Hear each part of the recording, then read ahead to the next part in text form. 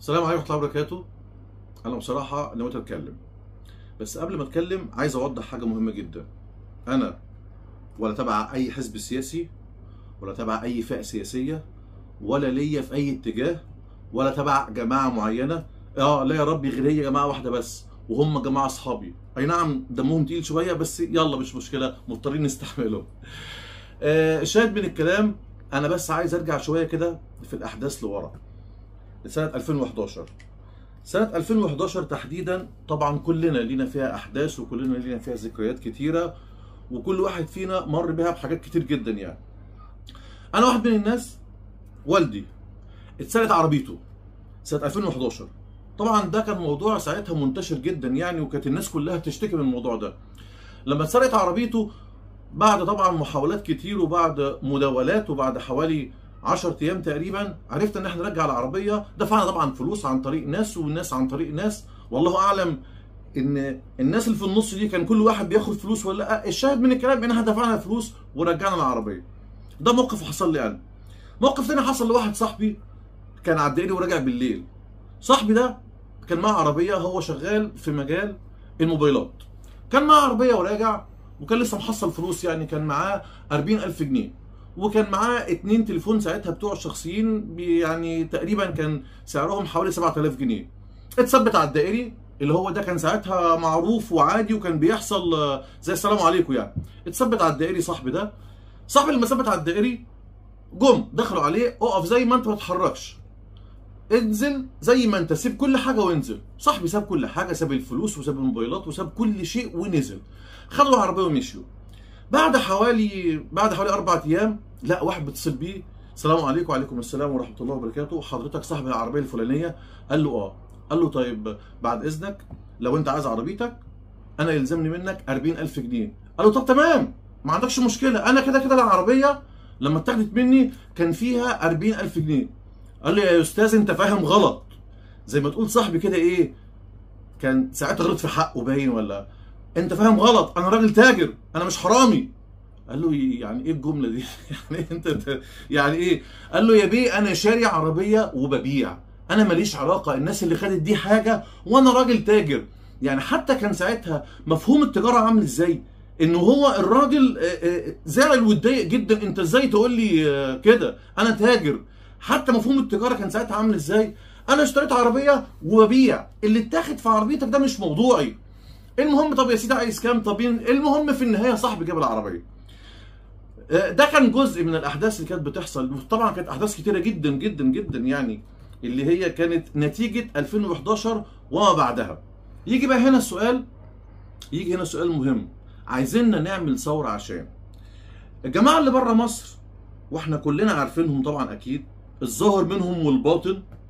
الجماعه دول قاعدين عمالين بيتكلموا على ان مصر مش عاجباهم، وحال مصر مش عاجبهم، والحكومه في مصر مش عاجباهم، ومش عاجبهم شيء نهائي في مصر.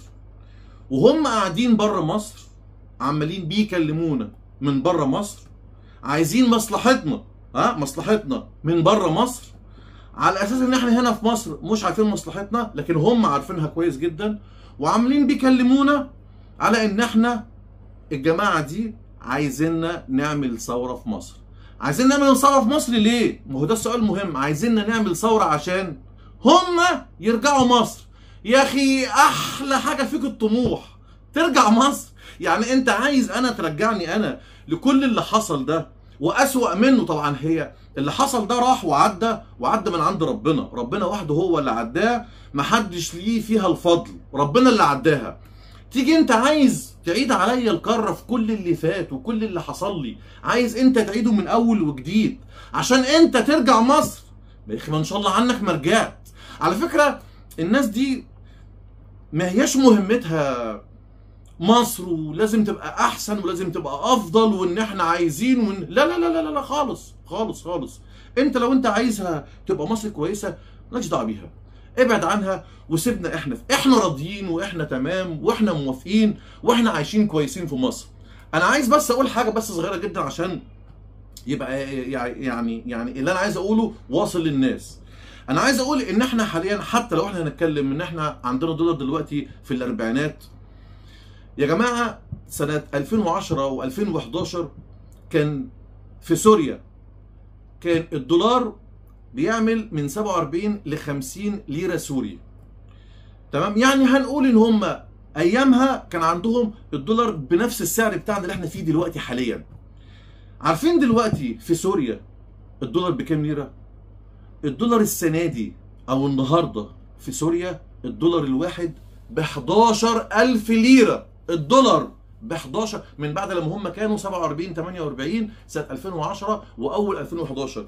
دلوقتي ب 11,000 ليره. يعني انا ممكن ابعت ابني معاه مثلا 7,000 جنيه واقول له انزل هات لي ايه؟ سندوتش فول وسندوتش طعميه وسندوتش بطاطس، وادي له 500 جنيه واقول له والنبي بس قول للراجل يحط لي على البطاطس مثلا مايونيز وكاتشب بال 500 جنيه.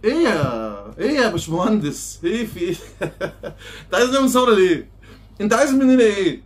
احنا نفسنا هنا عايشين وشايفين الوضع واحنا راضيين عليه. بغلو بقى باللي فيه باللي عليه احنا راضيين عليه. المهم فيجي واحد زي اللي اسمه انس ده يروح رايح على السفاره وقال ايه هو كده ايه؟ هو دلوقتي حد كرييتيف قوي يعني، وراح جايب جنزير وقافل السفاره. ليه يا معلم؟ ايه يعني؟ لا انا كده معترض وعايزين ان احنا نشجع كل الناس في كل بلاد العالم انها تقفل السفارات. طب ايه؟ يعني فين الفكره؟ يعني انت كده عمل يعني انت كده عجزتنا مثلا؟ يعني انت خلي بالك انت كده بتغفل. هو انت كده عملت ايه؟ انت ما عملتش اي حاجه. انا ممكن اغفل واحد قاعد في محله جوه، قاعد في محله واقفل عليه الباب وامشي. يعني مفيش فيها شيء يعني يقول ان انت بطل يعني ولا اي حاجه. يعني ايه؟ يعني ايه ان انت غفلت حد رحت قفلت حاجه من وراه ومشيت؟ ايه المشكله؟ ما انا ممكن اروح اغفلك انت في بيتك واقفل بيتك وامشي. يعني فين المشكله في كده؟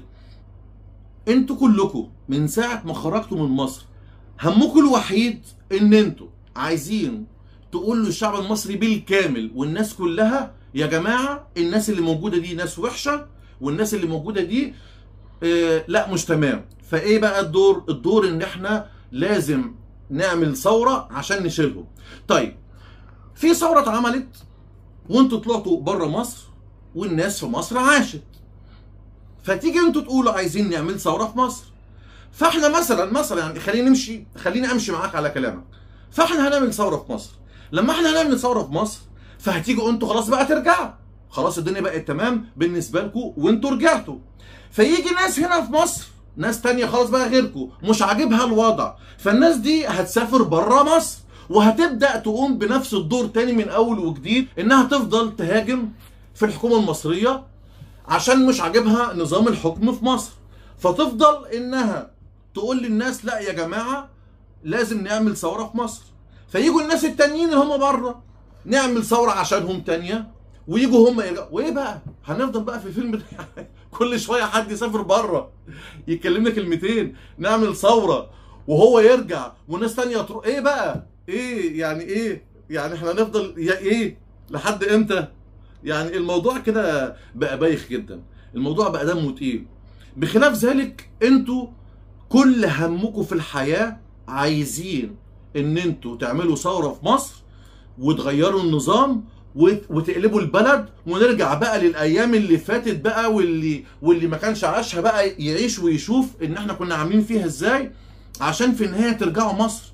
يا اخي لا لا لا، ما يبقاش دمك تقيل كده، ما تبقاش رخم، ما تبقى خليك زي ما انت واحنا خلينا زي ما احنا. لو انتوا فاكرين انا كنت من شويه اتكلمت على ان انا بهزار يعني وبطريقه ان انا بعد كده ابعت ابني اديله 7500 جنيه عشان يجيب لي سندوتش فول وسندوتش طعميه وسندوتش بطاطس. على فكره يا جماعه في حاجه مهمه جدا، كلمه عايز ابعت ابني، كلمه عايز ابعت ابني دي اللي انا بقولها دلوقتي وانا قاعد في البيت وانا مرتاح وما عنديش مشكله. ابني اللي هو سنه 8 سنين انا ممكن دلوقتي عادي جدا الساعه 2 بالليل ابعته اقول له انزل هات لي حاجه من تحت عادي جدا وينزل ويطلع. كلمه ابعت ابني يجيب لي حاجه احنا كنا محرومين منها سنه 2011 و12. عارف يعني ايه انت اصلا ما انتش مآمن ان ابنك ينزل ما انتش مآمن ان انت شخصيا تنزل الشارع. يعني كلمه ان انا ابعت ابني يجيب لي حاجه دي حط تحتها مليون خط، دي مش سهله خالص، دي مش بسيطه. انت بقى عايز احنا نسيب كل ده ونسيب اللي احنا فيه ده وترجعنا احنا ل 2011 واكتر. طبعا بقى 2011 بقى عدت زي ما عدت، اللي جايه طبعا هتبقى اضعاف اضعاف 2011. عايزنا احنا نسيب كل ده ونسمع كلامك انت وانت قاعد بره مصر بتوجهنا احنا، عشان انت عارف مصلحتنا كويس ان احنا نعمل ثوره في مصر، نعمل ثوره عشان انت ترجع وانتوا كلكم ترجعوا مصر. طبعا ده نقطه في بحر في اللي انا عايز اقوله. انا بس في البدايه بس كده عايز اوضح، يعني انتوا عايزيننا نعمل ثوره هنا ليه؟ عايزيننا هنا نقلب البلد دي ليه؟ عايزيننا نقلب البلد عشان همكم الاول والاخير انكم ترجعوا البلد.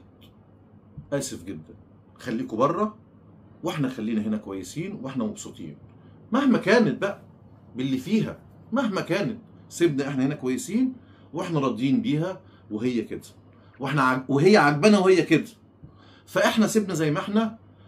ودي كانت بس بدايه صغيره، اللي جاي صوت وصوره لحاجات تانية كتير جدا انا هبقى حابب برضه اتكلم فيها.